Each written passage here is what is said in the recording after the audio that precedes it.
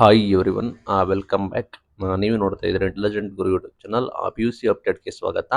ನಾಳೆ ಅಥವಾ 10ನೇ ತಾರೀಕು ನಿಮಗೆ ದ್ವಿತೀಯ PUC ರಿಸಲ್ಟ್ ಅನೌನ್ಸ್ಮೆಂಟ್ ಕೂಡ ಆಗುತ್ತೆ ಅಂತೇಳಿ ಮಾಹಿತಿ ಕೂಡ ಬರ್ತಾ ಇದೆ. ನಿಮಗೆ ಫಲಿತಾಂಶದ ಕುರಿತು ಮಂಗಳವಾರ ಎಂದು ನಿಮಗೆ ಸ್ಪಷ್ಟತೆ ಕೂಡ ಸಿಗುತ್ತೆ ಅಂತ ಹೇಳಿ ಬೋರ್ಡ್ ಅನೌನ್ಸ್ಮೆಂಟ್ ಕೂಡ ಮಾಡಿದೆ. ಚುನಾವಣಾ ಆಯೋಗ ಅನುಮತಿ ನೀಡಿದ್ರು ನಿಮಗೆ ಏಪ್ರಿಲ್ 8ನೇ ತಾರೀಕು ಬರುತ್ತೆ, ಇಲ್ಲ ಅಂದ್ರೆ ನಿಮಗೆ ಏಪ್ರಿಲ್ 10ನೇ ತಾರೀಕು ಬರುತ್ತೆ. ಬಿಕಾಸ್ ಯಾಕೆಂದ್ರೆ ಎಲೆಕ್ಷನ್ಸ್ ಇರೋ ಕಾರಣ ಲೇಟ್ ಆಗಿದೆ. ಇವತ್ತೇನಾದ್ರು ನಿಮಗೆ ಇವತ್ತು ಅನೌನ್ಸ್ಮೆಂಟ್ ಕೂಡ ಮಾಡ್ತಾರೆ. ಚುನಾವಣಾ ಆಯೋಗ ಓಕೆ ಅಂದ್ರೆ ಏಪ್ರಿಲ್ 8ನೇ ತಾರೀಕು ಬರುತ್ತೆ, ಇಲ್ಲ ಅಂದ್ರೆ ನಿಮಗೆ ಏಪ್ರಿಲ್ 10ನೇ ತಾರೀಕು ನಮಗೆ ರಿಸಲ್ಟ್ ಅನೌನ್ಸ್ಮೆಂಟ್ ಕೂಡ ಆಗುತ್ತೆ.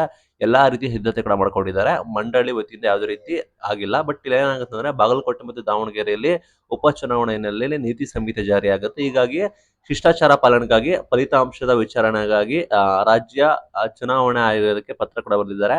ಪ್ರತಿಕ್ರಿಯೆ ಏನು ಬಂದಿಲ್ಲ. ಮಂಗಳವಾರ ಸಂಜೆ ವೇಳೆಗೆ ಪ್ರತಿಕ್ರಿಯೆ ಬರುತ್ತೆ. ನಂತರ ನಿಮಗೆ ಅನೌನ್ಸ್ಮೆಂಟ್ ಕೂಡ ಮಾಡಿದ್ದಾರೆ ಏನ್ ಮಾಡಬೇಕು ರಿಸಲ್ಟ್ ಅಂತ. ಪ್ರಾಬಬಲಿ ಈ ಮೂಲಗಳ ಮಾಹಿತಿ ಪ್ರಕಾರ ಚುನಾವಣಾ ಆಯೋಗ ಇವತ್ತು ನಿಮಗೆ ಮಾಹಿತಿ ಕೊಟ್ಟರೆ ನಾಳೆ ನಿಮಗೆ ಅನೌನ್ಸ್ಮೆಂಟ್ ಕೂಡ ಮಾಡ್ತಾರೆ. ಸಂಜೆ ವೇಳೆಗೆ ಪ್ರತಿಕ್ರಿಯೆ ಸಿಗುತ್ತೆ. ಹೀಗಾಗಿ ಮಂಗಳವಾರ ಅಧಿಕೃತವಾಗಿ ನಿಮಗೆ ಫಲಿತಾಂಶ ಪ್ರಕಟಣೆ, ಲೈಕ್ ಯಾವಾಗ ರಿಸಲ್ಟ್ ಬರುತ್ತೆ ಅಂತೇಳಿ ಫಲಿತಾಂಶ ಪ್ರಕಟಣೆ ನಿಮಗೆ ಮಂಗಳವಾರ ನಿಮಗೆ ಇಂದು ನಿಮಗೆ ಅನೌನ್ಸ್ಮೆಂಟ್ ಕೂಡ ಮಾಡ್ತಾರೆ.